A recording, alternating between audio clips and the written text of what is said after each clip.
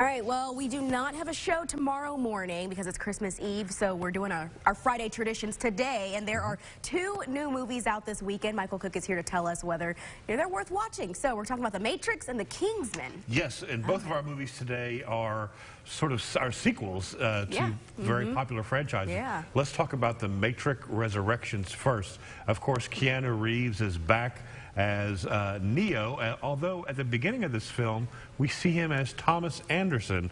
And here at the beginning, he is a video game designer of a game that's very popular called The Matrix. That's basically similar to the very first film.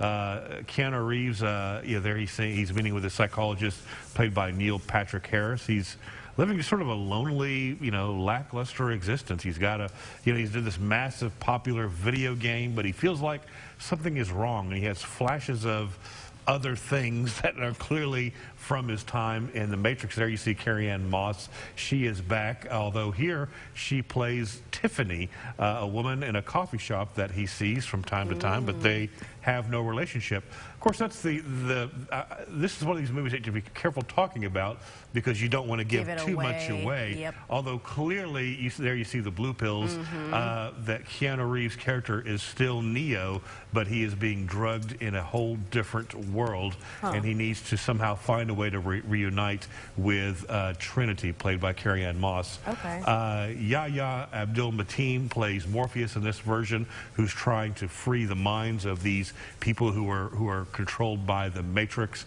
and a whole other cast of characters that really round out the cast. This movie is it's a meta movie, meaning it's constantly self-aware with constant mentions of the original film. I was going to ask you that. You have to see the original. Yeah, you definitely have to see. If you don't see the original, you will not. You'll be lost. You'll be completely lost. Okay. It'd probably be better if you saw the other two. Although the plot is very jumbled and discombobulated at times. I did enjoy it, but I give it a marginal score, which is a 7.5 out of 10, just because I just didn't think it quite fully meshed on different levels. And of course, you have to see the other Matrixes to really fully enjoy it. Okay. Now, the next film to talk about is called The Kingsman. This is in the line of the Kingsman movies. Here, this one, though, is a prequel set in prior to World War I. There you see Ralph Fiennes. He plays a very wealthy widower trying to protect his son. He made a promise to his deceased wife that he would keep his son out of war. And of course, Great Britain gets into World War I, all while he tries to keep his son out of it.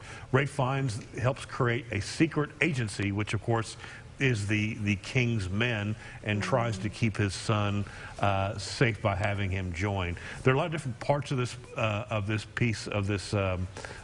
movie. They're trying to get the Americans into World War I to help save them. So there's a plot to bring in Woodrow Wilson. There you see Rasputin, the Russian Svengali. I guess it's kind of saying it twice in a weird way. They have to try to assassinate him. With its just craziness all ensued. This, though, frankly, is a mess of a movie. I love the original. There was a sequel to this as well, which was okay. The original was brilliant, but this is just a hot mess of a movie. A lot of great action scenes. If you like action scenes, it's full of those. But in terms of a story that you can follow, it's just not there, which is why I give it a 5.5 out of 10. Well, I thought you were going to go lower than that. No, it was okay for the action scenes, but not much else. So. Did you need to see the other one to? No, the Kingsman you can watch by itself. But you might not want to. Exactly. You spend time with your family on Christmas. Exactly. Got it. All right. Well, thank you so much for coming in this morning.